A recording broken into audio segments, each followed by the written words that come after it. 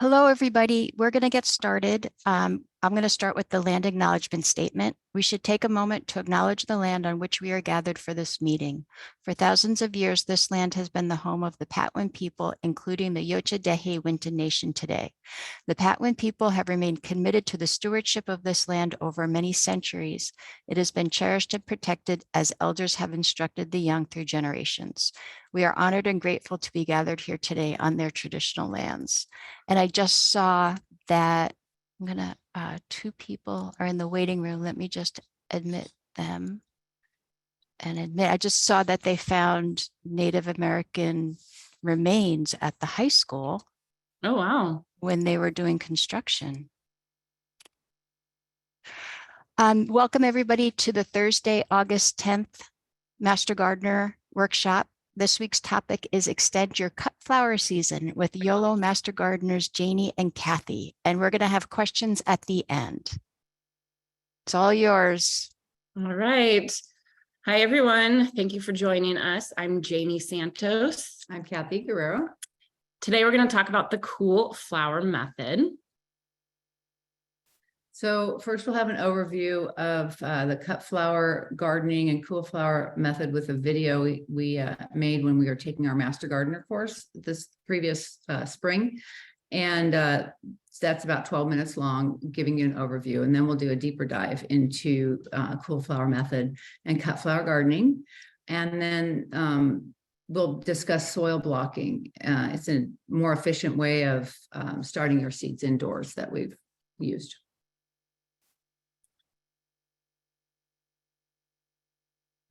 Okay, so I'm going to go ahead and start the video for you all. Again, this is the video that we presented. This was basically our Master Gardener's presentation. This is more of an overview video. So if it goes a little fast for you all, don't worry, because we're going to go over all these topics in a little bit more detail after the video is done. So let me go ahead and start that.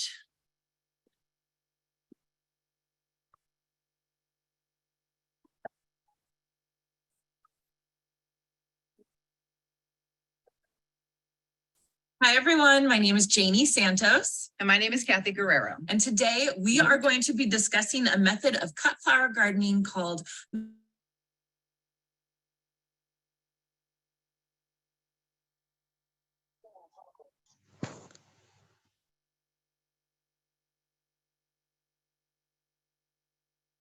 I think you lost the audio. Or farmer, How's that? Lisa Mason Ziegler. And how to do the cool flower method. Should I start it over? Finally, we will also discuss a variety. How's that, Joan? Hi, everyone. My name Yes. is Janey Santos. And my name is Kathy Guerrero. And today we are going to be discussing a method of cut flower gardening called the cool flower method. We will be discussing what cut flower gardening is and why it is increasing in popularity. We will discuss our traditional cut flower gardening schedule and why that schedule can be problematic for our hot climate. We will introduce you to the cool flower method first discussed by cut flower farmer Lisa Mason Ziegler, and how to do the cool flower method yourself. Finally, we will also discuss a variety of options that are good for the cool flower method in our region and how to combine both the cool flower method and the traditional method for maximum production. Cut flower gardening is not new. Formal cut flower production began in the Netherlands in the 1600s and the 1700s with the development of the greenhouse. As Europeans settled in the United States, they brought the production of cut flowers with them. California eventually dominated the cut flower industry due to the optimal climate conditions we have here. Eventually, people began growing cut flowers in their own homes, not only for the beauty of the cut flowers, also for the pollinator benefits, the cost effectiveness, and much more. Cut flower gardening is growing flowers specifically for the purpose of cutting and using them in flower arrangements, bouquets, and other decorative purposes. These flowers are usually grown in dedicated cutting gardens, similar to veggie gardens. Specific cut flower varieties are chosen for their long stems, beautiful blooms, and long vase life. Common cut flowers include zinnias, cosmos, sunflowers, lilies, dahlias, and more. Gardeners typically choose a variety of different flowers that will bloom at different times throughout the growing season to ensure a steady supply as the season moves on. Popularity of cut flower gardening has increased dramatically over the past few years. We are seeing more and more gardeners finding the benefits of cut flower gardening and incorporating them into their own gardens. Some of the benefits of cut flowers include the pollinator factor. Blooms bring significantly more pollinators to our gardens. We all know this. By adding in a cut flower garden, you can attract the pollinators to not only visit the flowers, but also to your vegetable and fruit tree blossoms as well. We also have the benefit of cost effectiveness, since growing your own flowers can be a cost-effective way to enjoy fresh blooms. The sustainability factor also comes into play. Cut flower gardens allow you to enjoy fresh blooms without relying on commercial flowers that have been shipped from far away, which can, of course, impact the environment. Finally, the creativity and beauty of cut flowers is unmatched in the garden. The benefits of growing your own art, being able to cut it, arrange it, and bring it into your home or give it to a friend or loved one can't be ignored. It's so important for us as master gardeners to understand the process of cut flower gardening to be a resource for the community who might have questions on this subject. Let's discuss the traditional method of sowing seeds for cut flower gardening in our region. Traditionally, if a gardener wants to grow their own spring blooming flowers that thrive in cooler temperatures, they would have to sow them indoors according to the package, usually 6 to 8 weeks before our last frost. This often requires grow lights, as there is not enough natural sunlight indoors during these months. It would also require space in your home or outbuilding for this process. If a gardener waits for the flowers to arrive at their local garden center, they often come in too late to become well established to make it through the hot end of spring and early summer. Because your local nursery brings in the flowers that are blooming and desirable, they sell easier if they already are blooming.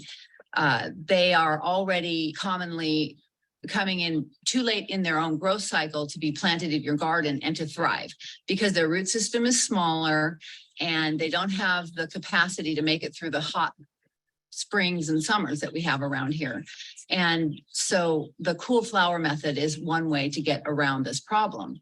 I was planting snapdragons every single spring for years because they were so pretty and I wanted them in my garden. And I planted them in this beautiful little row, and they always got diseased and they never got very big. And when I went into my local garden center to ask what was going on, I found out that snapdragons are a cool flower. And so they thrive in cooler temperatures, and it would always get too hot here too soon for the snapdragon to grow the roots that it needed to make it through the warm temperatures.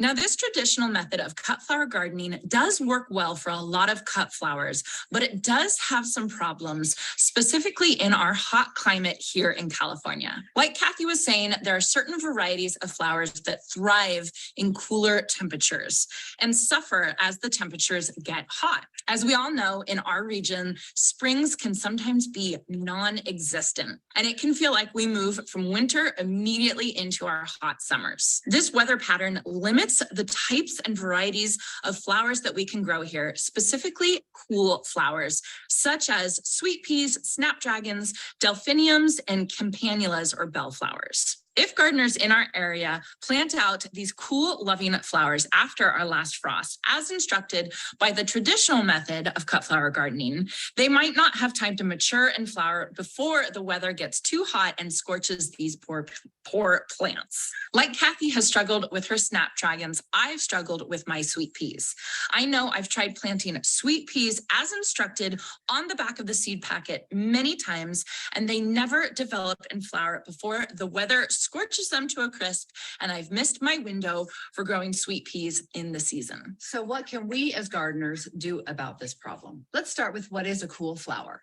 Very simply stated, a cool flower is a flower or plant that thrives in cool temperatures. These flowers can also withstand very cold temperatures, and they suffer in the heat. Cool flowers are also known as hardy annuals. Let me introduce you to the cool flower method, which was first established by Lisa Mason Ziegler in this book right here called Cool Flowers.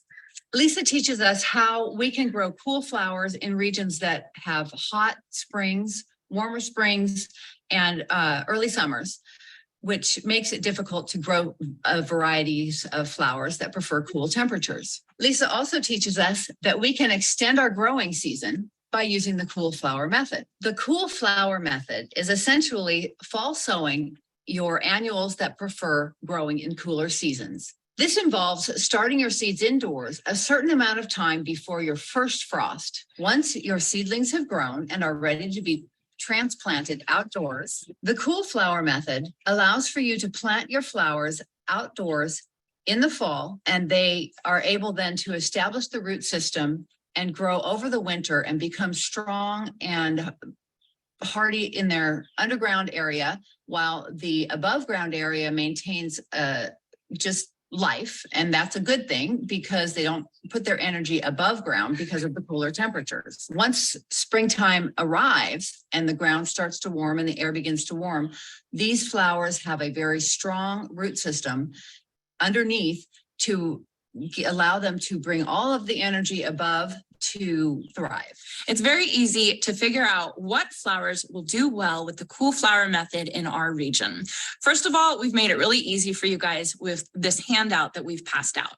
But if you don't have a handout, you just have to know the hardiness zone of the annual in question. Often on seed packets with annuals, they don't have hardiness zone, but just a quick Google search and you can find the hardiness zone for every annual in your cut flower garden. If that hardiness zone is below a zone 9, you will know that that annual will survive over our cool winters and thrive in the spring. Examples of cool flowers that do really well in our zone 9 California region include snapdragons, bupleurum, calendula, bellflower,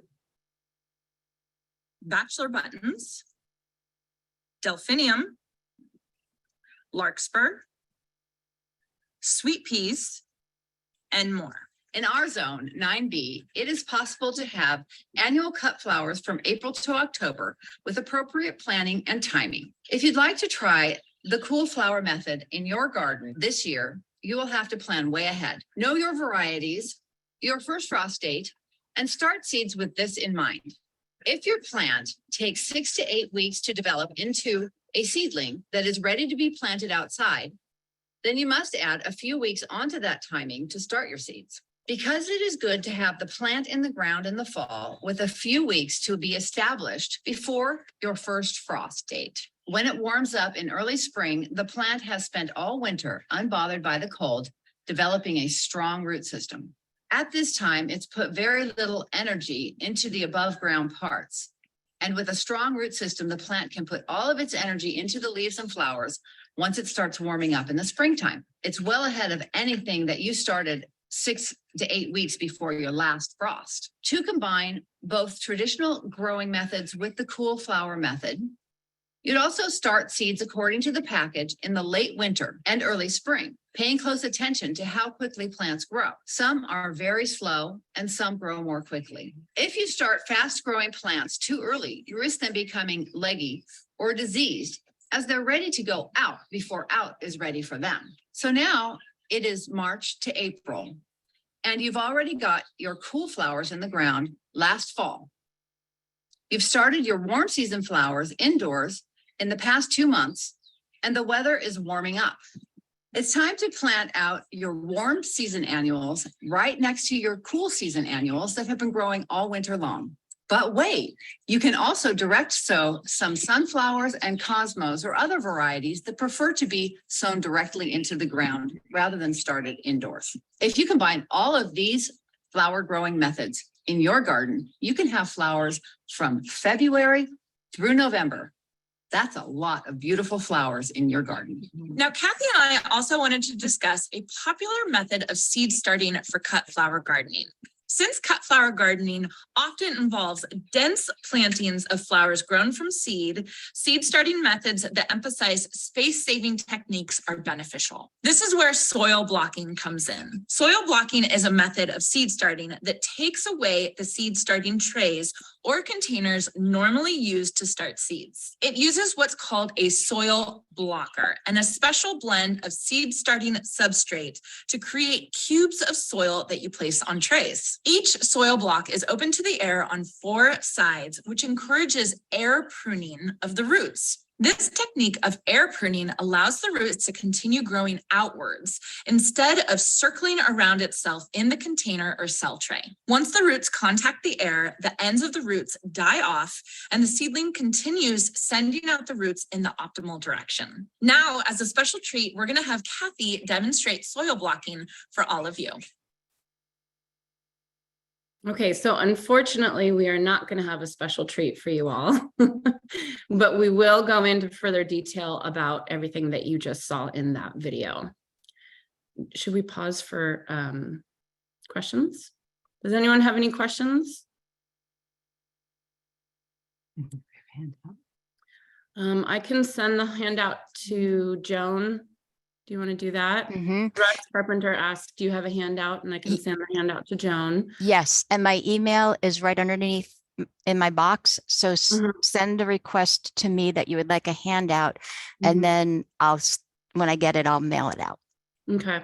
And then Russ, this Zoom is being recorded, so you can watch this video on the recording. Unfortunately, it's not posted anywhere. Unless, Joan, you want me to send you the big file. I record and then I send it on to the master gardener, to David, and then he puts it on the Yolo Master Gardener website. But it takes a while for it to happen, but it does happen. Okay, perfect. All right. So we will get going with more of our presentation.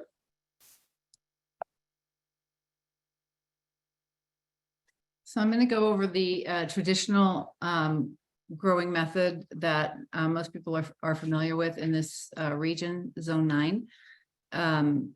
So all varieties of seeds sown indoors around 6 to 8 weeks before the last frost, according to the seed packet.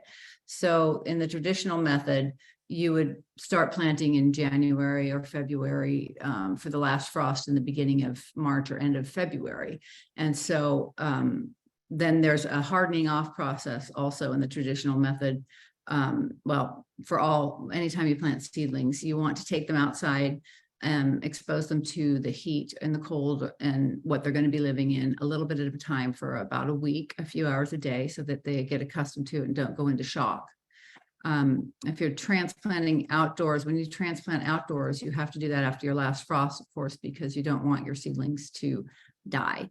And sometimes that's tricky because it's hard to know if you're going to get an unexpected frost, but there's methods to protect your seedlings from frost also.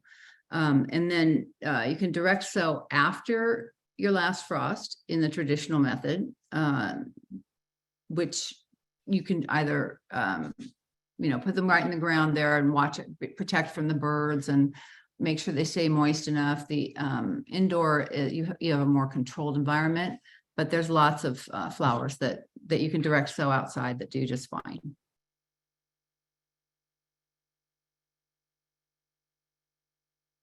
So some of the problems that we have with traditional method is that our climate, it gets very warm very quickly. And so the varieties that do better in cooler temperatures suffer with the heat. And if they haven't had the winter to establish their root system and really make themselves stronger to thrive against or to fight, manage the heat better, then they just won't do well in our zone. So the cool flower method opens our zone up to a lot more variety of flowers. And so I've planted, like I said, you heard my snapdragon story. There's lots of flowers and Janey's sweet peas that if you plant them, it doesn't matter how early it is. And we end up, it's been hot here in this zone in my area, sometimes early May, and it just doesn't really cool off. And those poor little plants are just little seedlings with just trying to get their root system going. At the same time, they're trying to grow their stems and leaves so they can do the photosynthesis, and it's just overwhelming. And you don't end up with as strong a plant It's less disease resistant because it's, just trying to fight the heat to survive and things like that. So. Okay, so to deal with these issues that we have being in zone 9B and being pretty warm, that's where the cool flower method comes in. And this method was actually established in the South, which kind of has the same problem, almost a little bit more because they don't cool off as much. So the difference between the cool flower method and the traditional method is instead of sowing your seeds just before your last frost in the early spring, we're actually sowing our seeds in the late summer or fall before the garden is supposed to go to sleep, right? So it's completely different. And the way that I like to think about it is when we have vegetables and we deal with vegetables, we have our winter, early spring vegetables, and then we have our summer and fall vegetables. And it doesn't cross over exactly, but if you are vegetable gardeners, that's kind of a good way to think about it for cut flowers. So like Kathy was saying, in the traditional method, if you get a packet of cut flower seeds, like zinnias or like bachelor buttons, it will say on the back of the packet to sow this 6 to 8 weeks or whatever the amount of time, germination time it is before you plant out, including the hardening off process and everything like that. The cool flower method is actually different. We're going to sow it indoors 6 to 8 weeks before our first frost, like I was saying. So Kathy and I are actually going to be starting to sow our seeds for our cool flowers this week and next week to plant for the fall, to let them root in, and then they're going to basically sleep all winter long. Nothing's going to happen above ground. Their root system is going to be developing, and then as soon as it starts warming up in the spring, those plants, those little seedlings that Kathy and I plant this fall, are going to be growing up and just be amazing. So the guideline for cool flower method is you want to transplant outdoors 4 to 6 weeks before your first frost. So it's a little bit different. It adds on 4 to 6 weeks as compared to the traditional method, because once you plant those little seedlings out, you need them to grow a little bit to be able to handle frost. So basically, we're taking the amount of time on the back of the seed packet. We're going to sow our seeds until technically you would plant them out. And then we're also going to add on about 4 to 6 weeks before our first frost. And here, I usually go by about December 1st, December 4th. And so I just count back from there.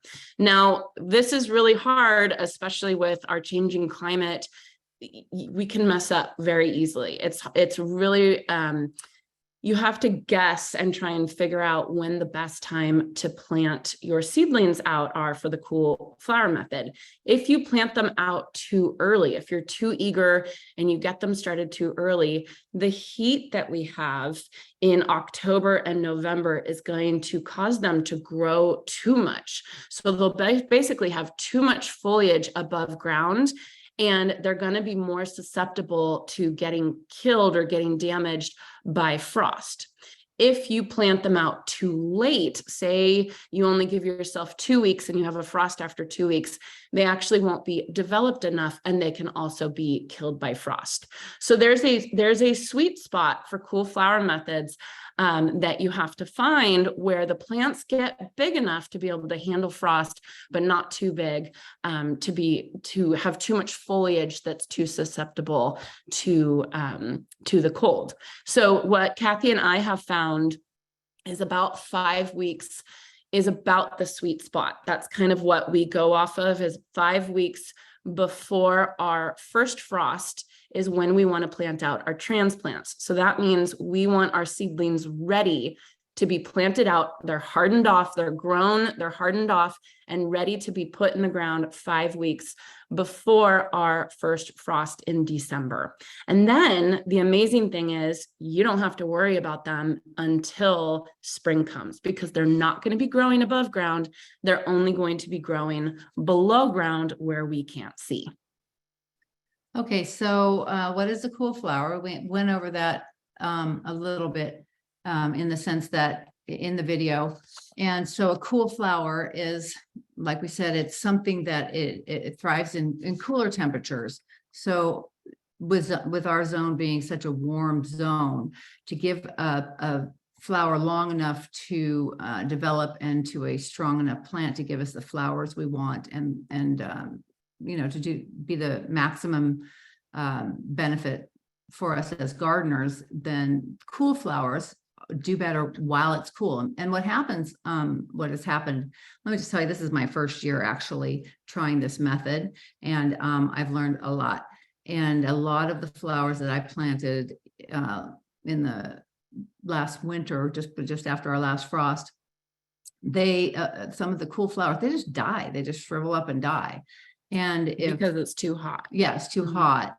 And but some of them, if you cut them back, they'll come back a little bit. I'm learning, you know, different varieties that do different things, but a cool flower likes the cooler temperatures. So another way to think about this is a hardy annual, right? And so basically the normal season for annuals is you plant it in the spring, and it's going to live all spring, summer long, part of the fall, and then it's going to die in the cold. So basically you take that amount of time of the year and you just shift it to the other portion of the year where the normal annuals are not doing well. These annuals will actually do well. So the cool flower method fills in the gaps that the annuals leave us. So this is you. It's okay. I brought some examples from the garden of some of the cool flowers that are still blooming. They're smaller because they're in warmer temperatures and they will eventually die, but a lot of them have gone to seed. But here is this is a pretty little California, it's not a California poppy, it's a silk tie poppy. Poppies and bachelor buttons. Can you see those? And everybody knows cosmos, and I don't have delphiniums or sweet peas because those are all dead now. Yeah. They're fried, Mhm. gone. But some of the ones that are still blooming that do really well, these are black-eyed Susans and the cosmos. It's so fuzzy, it gets so fuzzy. I know, it's my blur. These are called afternoon white cosmos. So these can be sown in 2 weeks, and you can have blooms all next season, and you can actually have blooms earlier because they've established their root system all winter long. The one of my favorites is this ageratum. Mm-hmm. This is going to town, and because it had lots of time to grow strong. I have some that I planted after I planted these, and they're just dying because they just never were able to establish themselves. But the ones that I planted earlier are doing really well still. So some of the prime examples of cool flowers in our area, probably the ones that are the most important for us, because if we don't use the cool flower method, we basically can't grow these flowers here. And those are the ones you're seeing here. Number one is sweet peas. And I think we all know, a lot of gardeners know, we have to sow our sweet peas in the fall. So we all have kind of come to the conclusion of sweet peas having to sow them in the fall, but then there are other ones that we need to do the exact same thing for this reason. Delphinium is one of them that's really important and a really common cool flower. Snapdragons, yes, we technically can get snapdragons to survive, but they don't look very good. They're kind of weak, and by the time that it gets hot, they haven't grown to their full potential. So if you compare a snapdragon that's been grown with the traditional method compared to a snapdragon that's been grown with the cool flower method, it is night and day. The traditional method snapdragon is puny, it's weak, it's just kind of diseased. It's diseased, it's not nice. But a cool flower method snapdragon, one that you've sown in the fall, it's incredible. It's big, it's robust. My mom actually does this, and she lives up in Reading where it does kind of snow sometimes. And she has pictures of snapdragons standing tall and beautiful with snow on the ground. And it's incredible because she can go out there and she can cut these and harvest them for bouquets in her house, even if it's snowing outside. So it's a really neat technique, especially if you really love growing cut flowers to bring inside. It's something, Kathy and I obviously love it. So because of our warm climate, we're very fortunate here that we can grow. We have many more cool flowers here. It's extended for us. People who, the last frost is in April and the first frost is in October or September. They can't grow this whole list of flowers is not an option for them. But we can grow all of these right here. I showed you a few of them. And so that's just because of the fact that we have a much warmer climate here, and we have a much longer growing season because of that. Mm-hmm.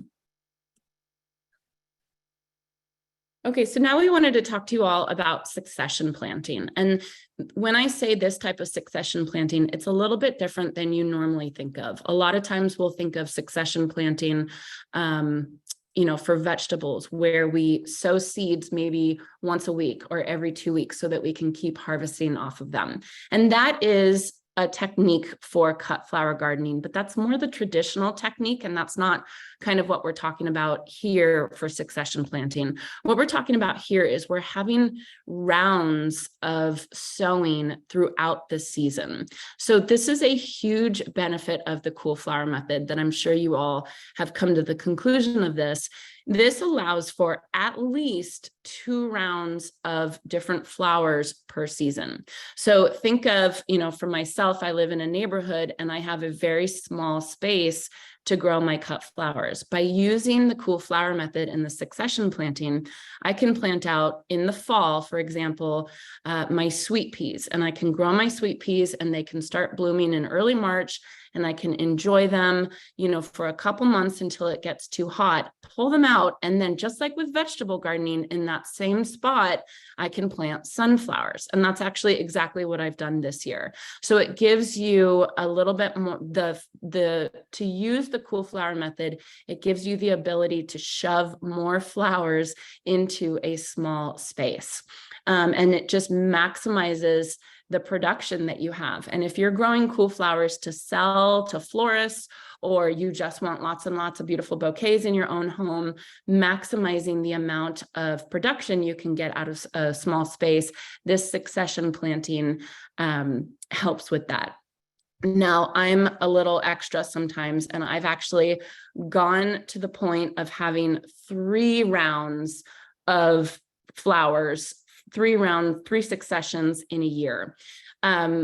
It worked. It technically worked. I got the flowers to bloom and I was able to harvest off of them, but it was a little tight. I noticed that it was a little tight to add a 3rd round in, because in the same garden bed, I'm talking about in the same garden bed, because flowers will gradually start producing more and more the longer that they're in the ground. So I've kind of noticed that 2 rounds is probably our max here in our climate. I'm sure if you chose shorter growing flowers, you could shove 3 rounds in, but like the 5 weeks before your first frost, I think 2 rounds is the sweet spot, at least for the way that I do it. So there are other benefits to growing cool flowers and starting them in the fall. When springtime comes and we're all just feeling it, it's just right around the corner. And as a gardener, you're just chomping at the bit to get out there. There's a lot of work to do. And so if you've planted a lot of the flowers that you like to have in your garden already in the fall, then that lightens the load of what you have to, buy, transplant, all of those things. So it cuts down the load that you have at the time that all of us are just overwhelmed with all of the different tasks that we have coming to us. And also, when you do the cool flower method, the blooms are as I think we mentioned earlier, they bloom earlier because they've already been through much of the time process of, the biological process of development that they need, and they're ready to go. By the time that the soil starts warming, the air starts warming, they're like, oh yeah. And they, pop into bloom. And then they are also a much more robust flower also, as we mentioned, because they have the ability to fight disease better, to fight the heat better. They have more leaf area to photosynthesize. All of those things are an added benefit to the cool flower method. And the woman who wrote this book is a flower farmer, and she has sold flowers to florists and all kinds of, she did this for a living. And one of the things they talk about also is that they have a stronger stem, a taller stem, and they're just more prolific if you plant them in the fall. Mm-hmm.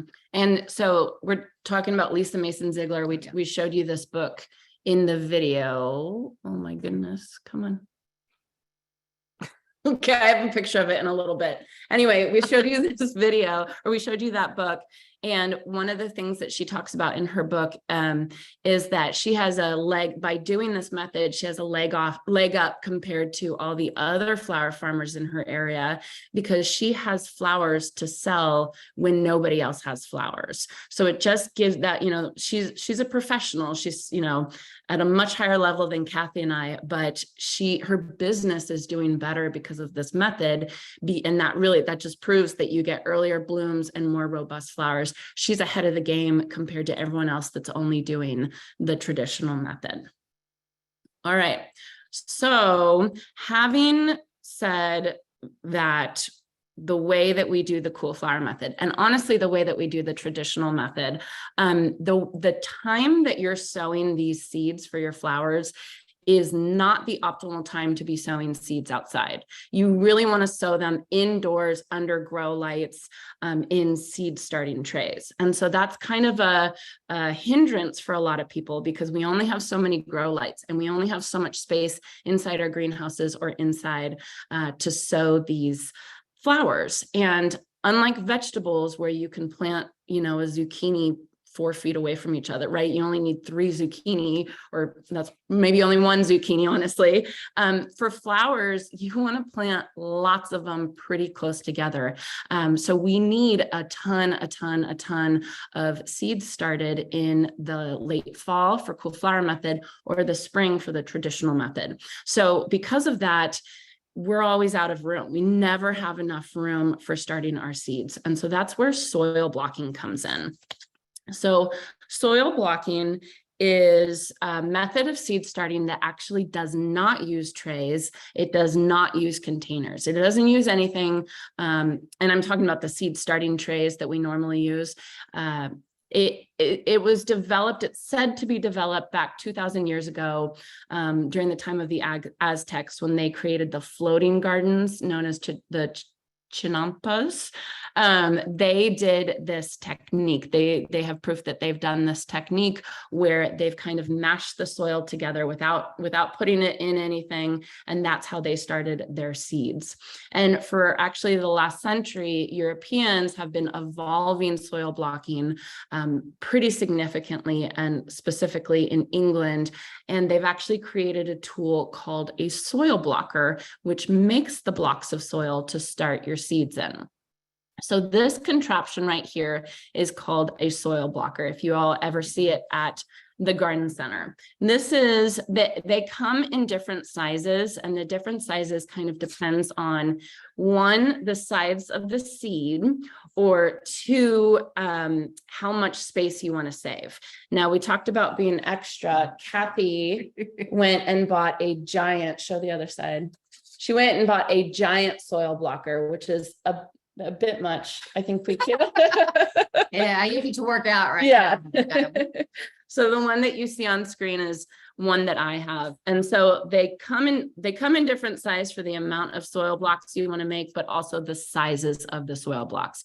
For instance, if you're going to sow something like a sunflower or a zinnia, that seedling is going to be so much bigger than something like a lisianthus, which I don't know if you all know, but a lisianthus will stay as a tiny, tiny, tiny little seedling for months and months and months and months. So there's no reason to put it in a big block of soil because it just doesn't need that. So this way allows us to save more room, and it allows us to fit way more seedlings in a certain amount of space. So you can imagine we have 4 grow lights inside. You can see this picture on the right. I'm going to fit so many more flowers, seedlings under that one grow light than if I just use the regular seed starting trays. That's just not necessary for this method. You want to say anything about this? So in this picture here, I believe that I think I would probably fit in that very back row against the handle in the plastic seed starting traditional thing pots that we use, cells. Probably just fit 12 along the back, end to end. And look how many more were fit there because she used a smaller method, or because she used the soil blocking method.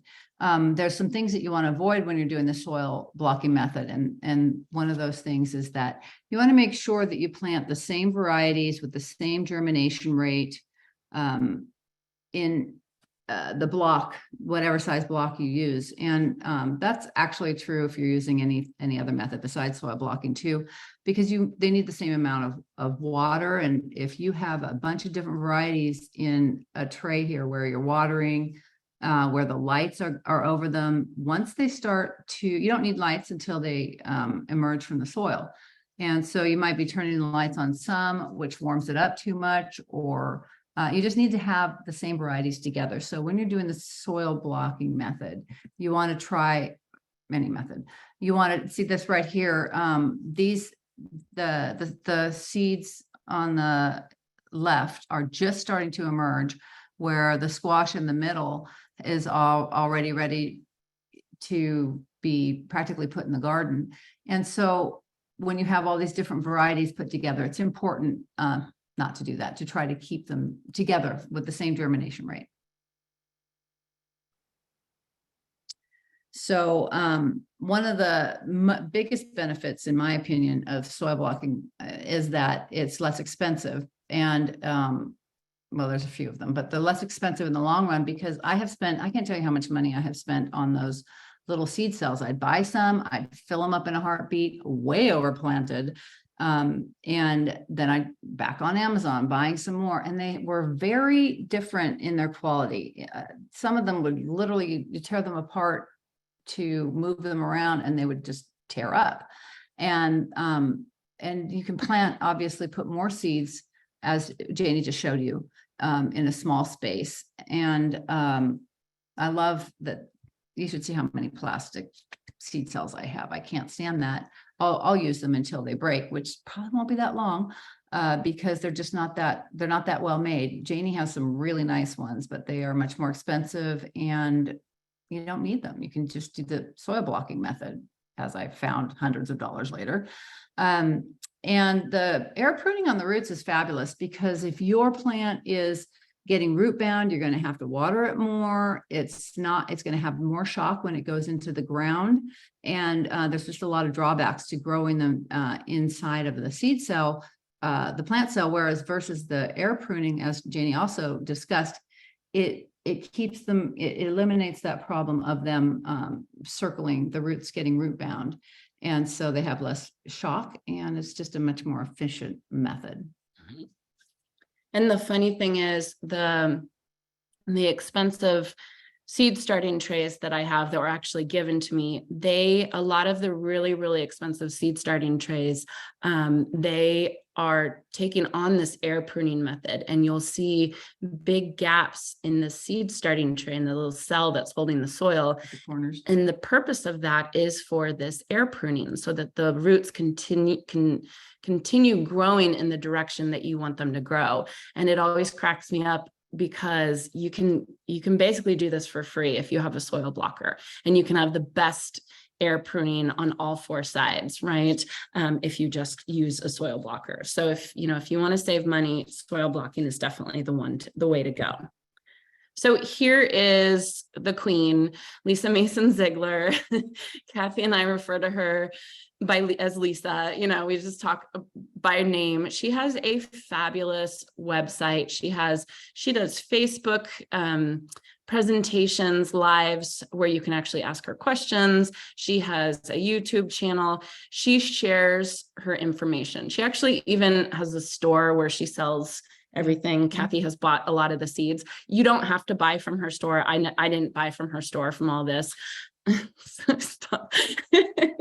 But this cool flower book that you see under there, that is like, if you all are going to try this cool flower method, we would recommend you finding this book. I don't think they have it at the library because I think I looked, but this book is like the Bible for cool flower method. You can look up what cool flowers would work in your zone, and then little tips and tricks that Lisa, who is a professional flower farmer, has found to grow big, beautiful plants like you can see there. And it just works. Like, this method just is really amazing because it works. So I wanted to share this link and this woman with you all so that you can find more information, because like she has so much information that we can't even watch all of it because there's just so much. So it's really, really helpful. All right. So that is our presentation. We will go through the chat now. So if you all have any questions about anything we talked about, you can either interrupt us or put it in the chat and we will read it. Okay. Hi, Sherry and Jamie. Hello, ladies. We miss you guys. And then I answered Russ for the video and Sarah.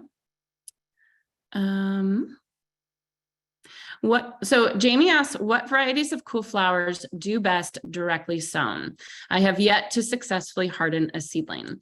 So that's a really great question, Jamie. And the answer to that is, if you look in the book, what Lisa Mason Ziegler does is she goes over every single flower and she has a recommendation of whether she thinks it's better to direct sow or to start indoors. And she recommends either or, depending on what she found as a difference.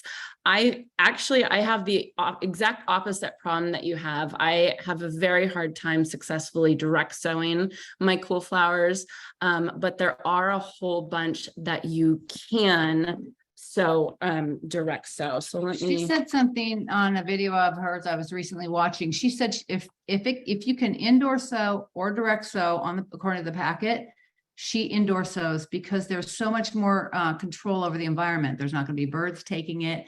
You're not going to have to worry about water, too much water moving around, floating away. There's just so much more control over the environment of them. But if you want to, oh my goodness, I'm sorry, you guys, with the blur, I don't know how to take it off.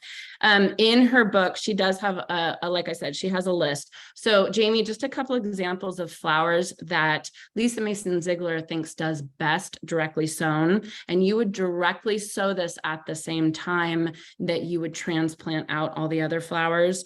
It would be corn cockle is a good example of a flower that's best sown outdoors. Bachelor button is a good one. Love in a Mist or Nigella is a good one that you can direct sow. Iceland poppies are a good one that you can direct sow. And then pretty much there's a whole bunch of other ones that you can direct sow if you want, but it's recommended to sow indoors because the seeds don't germinate as well in the heat of the fall. Russ says the rudbeckias overwinter very well here in winters and they come in strong in the spring. And Russ, you are totally right. Last year I did prairie wind Rudbeckia, and they were incredible. They were so beautiful and they were so robust. And, you know, I could see other Rudbeckias that people had sown earlier on in the season, and it was, I mean, it was just night and day. So Rudbeckias are amazing, fabulous.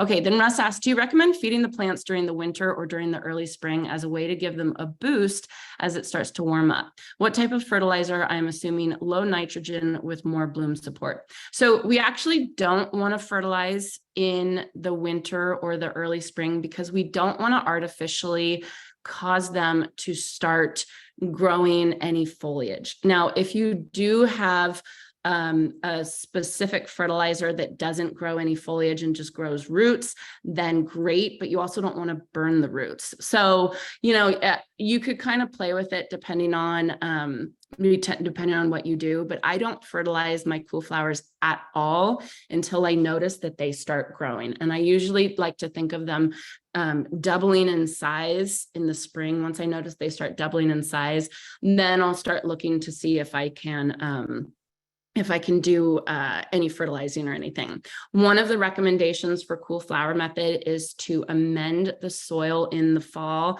with lots and lots of wonderful compost. And then the other thing is to loosen it up, loosen that soil up, make sure it's not too compacted. So like no-till method probably doesn't work the best with this technique. Based on the recommendations, but lots of compost and nice loose soil that can be aerated really well and has really good drainage, because that's something you have to think about. If you're planting your cool flowers in an area that doesn't have very good drainage, and then we get a lot of rain like we did this last winter, we're at risk of drowning those cool flowers. So you kind of just have to think of all these things, and you think about what situation those flowers are going to be going through during the winter. But you fertilize when they're in the seedling stage indoors. Yes, Yeah. yes. I'm sorry. Yeah. Indoors. When you're growing indoors, you want to fertilize until so you can get it to the point where you want to transplant it out. Yeah. Do you want to answer this? Oh, what? Okay. So hi, Jamie. Another question for the next break. What watering needs do these flowers have during the winter? Well, the winter we had last year, none, none. But it just depends. You just have to pay attention to them in the same way that you would any of your plants. Since they're younger, you want to keep a close eye on them, because we have had, obviously here in California in zone 9B, it's been really dry. And I've had to turn my sprinklers on for my regular gardening. And so you do need to keep an eye on them at least during the hottest part of the winter. As they develop their roots, they'll do better with less attention, because they have better roots, and we do get a little bit of water. So, but just keep an eye on them, just as you would any other plant. Yeah. I would usually go out and check about once a week. And if I would stick my finger in and it was totally dry, I would take a hose and I would water them. But it usually was okay because it was so cool. Yeah. It didn't really evaporate that much. Okay. Russ asked, what kind of trays do you recommend for putting seed blocks on? So depending on how much you want to do this, the recommended is like cafeteria trays. Like if you're in a cafeteria, those are the ones that a lot of people do. So you want a tray that has a little lip on the side. And the reason for that is because the way that you're going to water your soil blocks is you're actually going to bottom water. So you're going to pour the water in the bottom of the tray. So you want a tray that's going to be able to be held. If you have a giant soil block, this is a rubber boot tray. You see that? Oh my gosh, I'm sorry, you guys. I don't know how to do that. There we go.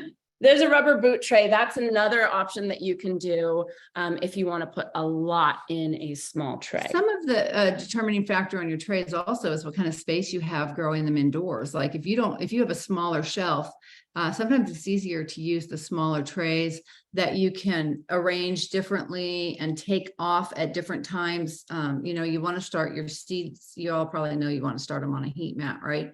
I don't know, maybe you don't know that. It makes for a much better germination rate and much more, much faster. So the size of the heat mat makes a difference. And so it's kind of, and you can buy them. And a lot of the trays, well, for the blocks, you don't want to have it too high, right, Janey?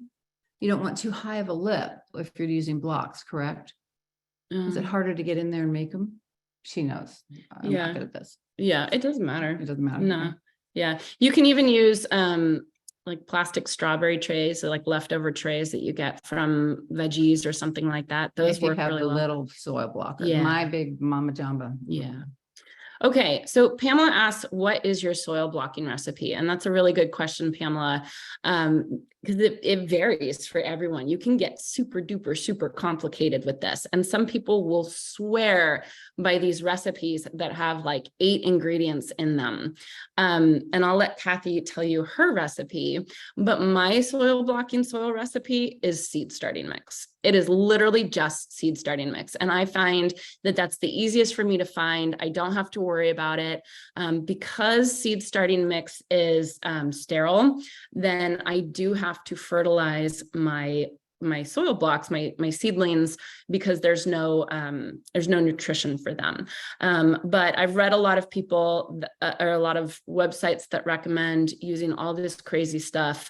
But I've just found that if you just use regular seed starting mix, and then one thing that you have to think of is to make the soil blocks, you have to add a little bit more water than you think you do, because that water is what will actually keep the blocks together and keep them formed. So my recipe is seed starting mix. Kathy does differently. Well, I make my own seed starting mix, but there are so many different ideas online. Like Janey said, you do want, my seed starting mix has compost and perlite and I believe sphagnum moss. I have a recipe. I didn't bring it, but I like to make my own. It's very expensive to buy it in the bag. And so I would recommend just looking up online, different people. Is there a recipe in the book? I'm For looking. I seed don't see starting? it. I know Lots it's of on her people offer website. recipes for seed starting and for soil blocking too, because you do want it to be really wet. Yeah, and you can also buy special soil for soil blocking. Personally, I think that's a waste of money, but you know, that's an opinion. So, okay, Russ asked, there must be some specific soil bleeds to make blocks. Oh, okay. So Russ, just what we were talking about. No, there's not. You just need to make Moisture. sure that it's hydrated enough, right? And like you need to pre-moisten your soil and let it sit there. So what I do if I'm planning to make some soil blocks, what I'll do is I'll pour my seed starting mix into the tray. I will moisten it all and I'll let it sit there for like an hour so that it can get totally, completely moistened. And then I'll actually go in there with my hands and like knead it, massage it. And that actually, if you have the right amount of moisture, and you'll learn pretty quickly, that will actually get it to stay together. So, you know, like I said, you can go crazy with the recipes and find them online.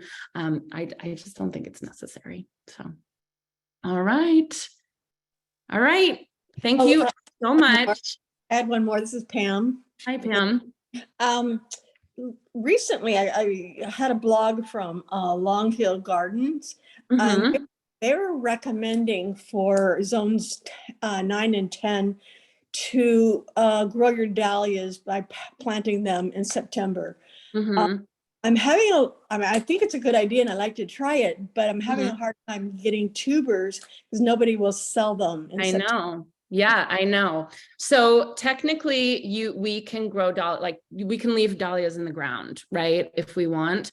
So they absolutely can be. Now, I've actually spoken to a dahlia farmer and they don't do that. They actually are from Santa Cruz and they don't do that. They actually pull their tubers and pre-start their dahlias in their greenhouse and then transplant them out once they've grown past the point of seedlings so that you don't have to worry about slugs and snails. So my experience with dahlias is, you know, at least in my garden, slugs and snails are a huge issue and I try and deal with them, but slugs and snails love dahlia foliage, dahlia seedlings. And so if you use the cool flower method with dahlias, you have to protect them from slugs and snails or they will not grow.